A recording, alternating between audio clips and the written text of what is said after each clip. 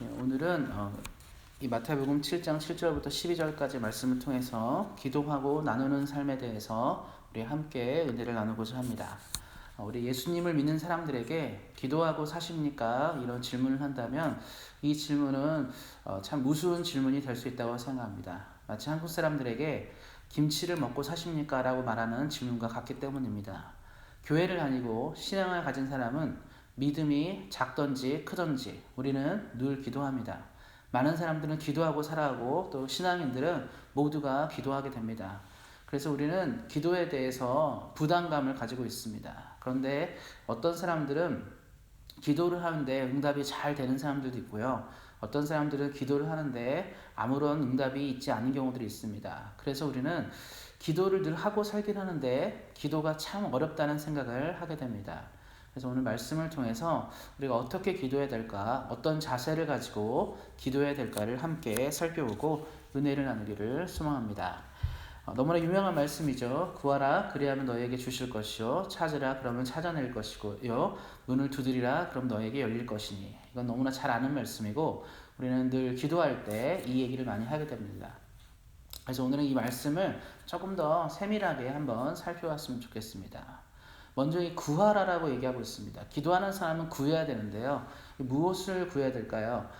이방인들 이제 마태복음 앞부분 이제 6장에서 얘기할 때 이방인들은 그냥 계속 자기의 필요를 위해서 하나님께 떼를 쓰고 기도한다고 얘기하고 있습니다. 그러면서 성경은 또 이렇게 말해요. 하나님이 너희에게 이 모든 것이 있어야 될 줄을 하나님은 이미 아신다. 그러니까 이방인처럼 기도하지 말라고 얘기하게 됩니다. 그러다 보면 우리가 기도할 것들이 참 없어지는 것이죠. 우리가 삶의 문제를 놓고 기도합니다. 가정을 위해서 기도하고, 우리 자신을 위해서 기도하고, 건강을 위해서, 사업을 위해서, 우리가 여러 분야, 여러 부분을 기도하는데요. 이것은 사실은 우리 세상을 사는 사람들도 동일하게 기도하는 것이에요. 자신들의 신에게 우리 가정이 좀 잘 됐으면 좋겠다. 우리 자녀가 잘 됐으면 좋겠다. 내가 하는 사업이나 또 여러 모양이 있죠. 기도 제목들이 다 있어요. 별반 차이가 없는데, 그럼 하나님께서 말씀하실 때 이방인처럼 기도하지 말라고 하면 우리가 그런 것들을 기도해서 다 뺀다고 생각해 보십시오. 그럼 우리는 무엇을 기도해야 될까요? 우리 또 교회도 기도 제목이 있습니다. 모든 기도 제목들인데 성경대로 하면 하나님은 이 교회에 이것이 필요한지를 알고 계신대요. 그러면 기도할 것이 또 없게 됩니다. 그래서 우리는 이제 여기서 좀 무엇을 도대체 기도하라는 건가, 무엇을 구하라는 건가를 생각해 봐야 합니다. 성경은 우리에게 우리가 생각한 것 이상을 구할 수 있는 믿음을 원하게 됩니다. 더 큰 것을 구하라는 것이죠. 하나님이 우리에게 필요를 모르시는 게 아니기 때문에 역시 우리는 그것도 구하게 되지만 하나님은 그 이상의 것들을 구할 수 있는 믿음들을 우리에게 원하십니다. 믿음을 갖고 사는 사람들은 그래서 더 큰 것을 구할 수 있어야 돼요. 더 큰 것. 작은 것이 아니라 더 큰 것을 기도해야 합니다. 우리가 만약에 건강을 위해서 기도한다고 생각해 보십시다. 우리가 건강을 위해 기도할 때 하나님 몸이 나았으면 좋겠습니다. 내가 몸이 너무 아프고 힘들어서 건강하기를 소망합니다. 이렇게 기도합니다. 이 기도는 잘못된 것이 아니죠. 충분히 그렇게 기도해야 합니다. 우리 주변에 몸이 아픈 사람들을 위해서는 회복되는 은혜를 구해야 됩니다. 그럼 여기서 더 큰 것을 구하는 건 무엇일까요? 하나님, 내가 기도합니다. 건강이 회복되면, 내가 기도한 사람이 건강이 회복되어지면 그 사람이 하나님의 나라를 위해, 주의 영광을 위해 큰 일을 할 수 있도록 도와주십시오. 여기까지 가야 되는 것이죠. 단지 회복만을 기도하는 것이 아니라 그 다음도 볼 수 있어야 됩니다. 성경에 이제 엘리야와 엘리사의 이야기가 나오게 됩니다. 엘리야 사역 마지막 시기에 하나님은 이 농부 엘리사를 하나님의 사역에 초대하셨습니다. 그래서 엘리야와 엘리사가 좀 같이 다녔어요. 이제 엘리야가 이제 멘토를 해주고 엘리사를 가르쳤겠죠. 가르치면서 돌아다녔습니다. 그래서 엘리사는 엘리야가 얼마나 하나님의 은혜가 있고 능력 있는 사람인지를 보게 되었습니다. 그래서 엘리야가 승천하기 직전에 엘리사에게 물어봐요. 필요한 것이 무엇이냐? 하나님께 기도하라고 얘기하고 있습니다. 그때 이 엘리사가 뭐라고 얘기하냐면, 엘리야, 당신, 우리 스승님, 선생님에 있는 그 능력이 내게 2배나 있기를 원합니다. 선생님의 사역한 것보다 더 능력 있는 사역을 내가 하고 싶습니다라고 얘기하게 됩니다. 우리가 보통 생각하면 위대한 인물 밑에 있을 때는 우리가 많이 하는 얘기가 있어요. 그 사람만큼 했으면 좋겠다. 이만큼만 했으면 좋겠다라고 얘기하게 됩니다. 위대한 인물이 있으면 그만큼만 해도 충분히 칭찬을 받기 때문입니다. 그런데 엘리사가 강력하게 기도해요. 뭐라고 얘기하냐면 엘리야보다 더 나은 사역을 하고 싶습니다. 하나님. 엘리야보다 우리 선생님보다 더 괜찮은 사람, 더 능력 있는 사역을 하고 싶습니다라고 간구하게 됩니다. 더 큰 것을 간구하는 것이죠. 믿음이 있기 때문에 더 큰 것을 구하였고, 우리가 성경을 읽으면서 이제 열왕기 하를 읽고 열왕기에 나오는 내용들이 나오죠. 보면 이 엘리야의 사역이 열왕기 3에 나오는데요. 엘리야의 사역보다 엘리사가 베푼 기적이 더 많이 나타나는 것을 볼 수 있게 됩니다. 열왕기를 읽다 보면 우리가 그걸 발견할 수 있어요. 더 큰 것을 구한 엘리사에게 하나님은 더 큰 것을 주셨습니다. 요즘을 사는 우리에게도 하나님의 은혜는 동일합니다. 더 큰 것을 구하는 자에게, 더 큰 것을 바라는 사람에게 하나님은 응답하십니다. 우리 사랑하는 온생학교회 성도님들의 삶 가운데 하나님께 더 큰 것을 구하심으로 더 큰 은혜를 받으시고 더 능력 있게 이 땅을 살아가시기를 예수님의 이름으로 축원드립니다. 그리고 두 번째로 나오는 것은 이 찾으라는 것인데요. 우리가 구하긴 구해요. 사실 어떤 사람은 더 진짜 큰 것을 구하기도 합니다. 그런데 응답의 문제는 다른 데 있다는 것을 보게 됩니다. 그래서 이 두 번째 찾으라가 너무나 중요하게 되는데요. 이 기도는 무엇을 의미하냐면 하나님의 뜻을 찾으라는 뜻이에요. 하나님의 뜻에 맞는 기도를 하고 그것을 더 큰 간구로 나아가게 되면 하나님은 응답하십니다. 그런데 우리의 기도가 응답되지 못하고 내려가는 이유는 뭐냐면 하나님의 뜻이 없는 경우들이 있기 때문입니다. 그래서 하나님의 뜻을 찾아야 돼요. 간절히 찾아야 됩니다. 그런데 어떻게 하나님의 뜻을 찾을 수 있을까요? 하나님을 만나셔야 됩니다. 하나님을 만나지 않은 인생은 하나님께로부터 응답을 얻을 수 없게 됩니다. 신앙생활은 그래서 우리가 가장 먼저 생각할 것은 개인적인 믿음과 은혜가 있어야 된다는 거예요. 하나님으로부터 오는 개인적인 은혜가 없고 하나님과의 개인적인 만남이 없으면 우리가 더 많은 것을 향해 나아갈 수 없게 됩니다. 우리는 공동체, 교회를 잘 이루고 싶은 마음들이 있는데요. 하나님을 만난 한 사람 한 사람이 모여서 교회를 이루기 시작할 때 그 교회는 은혜를 알게 되고 하나님의 뜻을 알게 되고 부흥하고 성장하게 될 것입니다. 사랑하는 성도님들의 삶 가운데 하나님을 만나시는 기적이 있고 하나님을 만나는 은혜가 늘 있기를 예수님의 이름으로 축원드립니다. 하나님을 만나는 것 없이는 우리의 기도가 정치될 수밖에 없어요. 왜냐하면 우리가 하나님을 만나지 않고는 우리가 답을 얻지 못하기 때문입니다. 그것을 꼭 기억하시고 믿음으로 승리하시기를 다시 한번 축원드립니다. 그리고 우리가 세 번째로 봐야 될 것은 바로 문을 두드리라는 말이 나와 있습니다. 이 문을 두드리라는 것은 이 적극적인 표현들을 얘기하게 되는 것이죠. 믿음으로 간구하고 하나님을 만났습니다. 그러면 우리는 주저해서는 안 됩니다. 한 발짝 한 발짝 더 전진해야 되고 나가야 합니다. 이 출애굽기를 보면 모세가 이 홍해를 가르는 기적이 나오게 됩니다. 모세가 하나님의 은혜를 통해서 백성들이 다 지켜보고 있는 가운데 걱정했어요. 이거 어떡합니까? 하나님 이거 어떡합니까? 지금 앞에는 홍해고 뒤에는 이집트의 군대가 몰려있는데 우리가 여기서 어떻게 이것을 돌파할 수 있겠습니까? 라고 생각할 때 하나님께서 모세를 통해 말씀하신 것은 하나님이 큰 능력을 보이신다는 것이었어요. 그래서 모세가 홍해를 가려고 백성들이 홍해를 건너갔습니다. 이거 하나님의 아주 놀라운 기적이죠. 놀라운 경험들을 체험했습니다. 그리고 시간이 지나서 가나안에 입성하기 직전에 이스라엘은 똑같은 상황을 맞이하게 됩니다.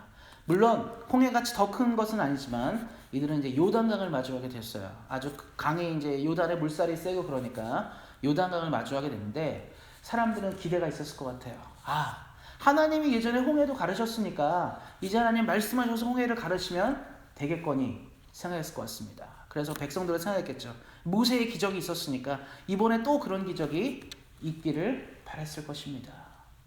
그런데 어찌된 일인지 하나님이 이 요단강 앞에서는 홍해처럼 먼저 이 강을 가르지는 않으셨어요. 그리고 얘기하시는 게 뭐냐면 믿음으로 발걸음을 내딛어라. 요단강에 너의 발걸음을 내딛기 시작할 때 하나님이 역사하신다고 말씀하셨습니다. 여호수아에게 말씀하신 것이죠. 우리가 생각해 보십시다. 강이 이미 바다가 갈라졌으면 걷는 걸 눈에 봤어요. 우리가 갈라진 걸 봤기 때문에 걷는 것이 어렵지가 않습니다. 어렵지 않잖아요. 이미 길이 났으니까요. 그런데 길이 나지 않았는데 이미 물살이 세게 흐르고 있는데 내가 발을 담근다는 것은 어떤 일이 있습니까? 물살에 휩쓸려 갈 수도 있는 것이에요. 종종 이제 뭐 뉴스를 보다 보면 한국 같은 경우는 이제 여름철에 태풍이 오거나 폭우가 내리기도 하고, 또 아시아나 이렇게 이 남미나 이런 데 이제 이 우기가 있는 나라들은 이 비가 많이 오게 되면 엄청나게 물살도 빨라지고 강이나 하천이 범람하게 됩니다.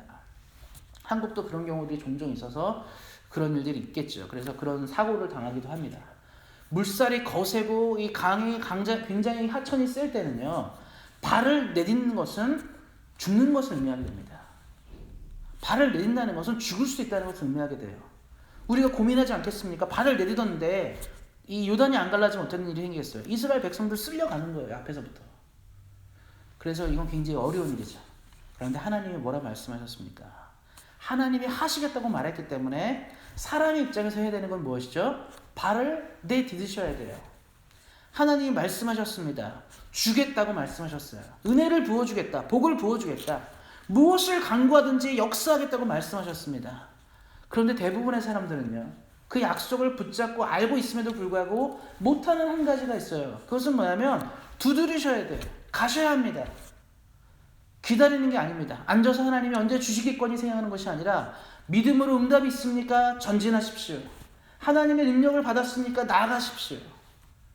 문을 두드리라 내게 열릴 것이니, 두드리는 자에게 열린다고 말씀하셨습니다. 문을 보고 지켜보고 있지 말라는 뜻이에요. 믿음으로 문을 열어 제끼라고 말씀하고 있습니다. 믿음으로 문을 두드리라고 말씀하고 있습니다. 기도는 바로 그런 것입니다. 많은 사람들이 열심히 기도하고 응답받지 못하는 이유 중에 하나는 기도하고 행동하지 않습니다. 될까 되지 않을까 고민도 하게 되고, 또 응답이 있더라도 자신이 없는 것이죠. 그래서 우리가 말씀을 기억하셨으면 좋겠습니다. 우리 사랑하는 온세안교회 성도님들 기억하셨으면 좋겠습니다. 하나님이 은혜를 주셨고 믿음을 주셨고 능력을 주시고 뜻을 보여주셨다면 주저하지 마십시오. 믿음으로 걸어가시고 나아가시기를 예수님의 이름으로 축원드립니다. 기도하는 인생 가운데 하나님은 역사하고 응답하십니다. 그래서 우리 모든 사랑하는 성도님들 간절히 구하시고 간절히 찾으시고 문을 두드리심으로 삶에 필요한 열매를 주로부터 열매맺기를 예수님의 이름으로 축원드립니다. 그런데 말씀이 참 흥미로운 것은 여기서 멈추면 딱 좋은데요. 한 가지를 더 얘기하고 있습니다. 이 마태는 여기서 이 12절 말씀 한 구절을 더 집어넣고 있습니다. 12절에 이런 말이 있습니다. 그러므로 무엇이든지 남에게 대접을 받고자 하는 대로 너희도 남을 대접하라. 이것이 율법이요 선지자니라. 앞에 있는 내용과 뒤에 있는 내용이 연결이 되지 않습니다. 기도에 대한 내용 뒤에 황금률이라고 말하는 이 말이 붙여져 있습니다. 저도 이제 고민을 많이 하면서 여러 자료들 찾아봤는데요. 이거를 이렇게 이해하면 좋을 것 같습니다. 이 황금률은 사실은 이 유대인들은 하지 말라라는 조항이 있어요. 너가 싫은 일은, 너 자신에게 싫은 일은 남에게 강요하지 마라. 그리고 실제로 이러한 이 황금률 같은 이런 이야기들이 세계 모든 종교, 많은 종교에 있습니다. 대부분 이렇게 얘기해요. 너가 싫은 것, 네 자신이 원하지 않는 것은 남도 원하지 않는 것이니까 하지 말라, 이런 뜻입니다. 그런데 유독 기독교만, 모든 종교들은 하지 말라로 얘기를 해요. 너 싫으면 남도 시키지 마, 이렇게 얘기하거든요. 근데 유독 기독교만 반대로 얘기하게 됩니다. 우리 마음에 어떤 마음이 있습니까? 대접을 받고 싶어하는 마음이 있어요. 존중받고 싶어하는 마음들이 있습니다. 남들에게 인정받고 싶어하는 마음들이 있습니다. 근데 말씀은 이렇게 말해요. 누군가에게 인정받고 싶은 마음이 있다면, 누군가에게 대접받고 싶은 마음이 있다면 너는 그냥 대접하라는 거예요. 그 마음이 너에게 있지 않냐? 그럼 다른 사람도 대접받고 싶은 것 때문에 너도 대접하라는 뜻이에요. 이게 무슨 뜻이냐면 기도랑 무슨 연관이 있겠습니까? 하나님의 은혜를 부어주셨습니다. 능력을 주시고 소망을 주시고 많은 것들을 부어주셔서 우리가 갖게 되었을 때 움켜쥐지 말라는 것이에요. 누군가는 똑같이 이것을 가지고 싶어 한다는 것입니다. 주님의 은혜로 병이 나왔습니까? 그럼 고통받는 지체를 위해 기도하라는 뜻이에요.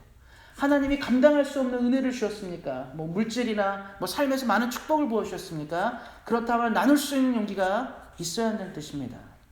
하나님이 내게 많은 것들을 허락하셨다면 감사합니다로 멈추는 것이 아니라 내가 이렇게 받은 것처럼 누군가도 이것을 이렇게 받고 싶어 할 텐데 내가 도와줘야 할 사람 없는가를 점검하라는 뜻입니다. 예수님, 하나님의 나라는 이렇게 위대해요. 세상 사람들은요, 신에게 받으면 땡입니다. 그래, 너가 받았으니까 너 스스로가 감사해라. 신에게 제물을 드리고 뭐를 하든지 오케이, 그렇게 하라고 얘기합니다. 근데 기독교만 달라요. 은혜를 입었는가, 축복을 받았는가, 나누어 줄 수 있는 사람이 되어라. 간절히 기도하고 얻은 거 얼마나 고통스럽게 얻은 겁니까? 구하고 찾고 두드려서 얻은 것은 사실 나누기 어려운 것입니다. 그럼에도 불구하고 예수님 말씀하세요. 하나님이 은혜를 베풀었다면 누군가도 역시 그것을 받고자 하는 자가 있을 터인데 나눌 수 있는 사람이 되라고 말씀하십니다. 우리 사랑하는 온세상교회 성도님들, 기도를 통해서 열매를 이루시기를 다시 한번 축원드립니다. 그리고 사랑하는 우리 온세상교회 성도님들, 받은 것을 내가 움켜쥐지 말고 나만 움켜쥐지 말고 누군가에게 나눌 수 있는 더 큰 믿음으로 나가시기를 예수님의 이름으로 축원드립니다. 이 땅을 살아갈 때 하나님의 은혜로 하나님의 말씀 가운데 승리하심으로 더 좋은 것을 누리셔서 오늘도 내일도 주님과 함께 승리하시는 우리 사랑하는 성도님 되시기를 예수님의 이름으로 축원드립니다.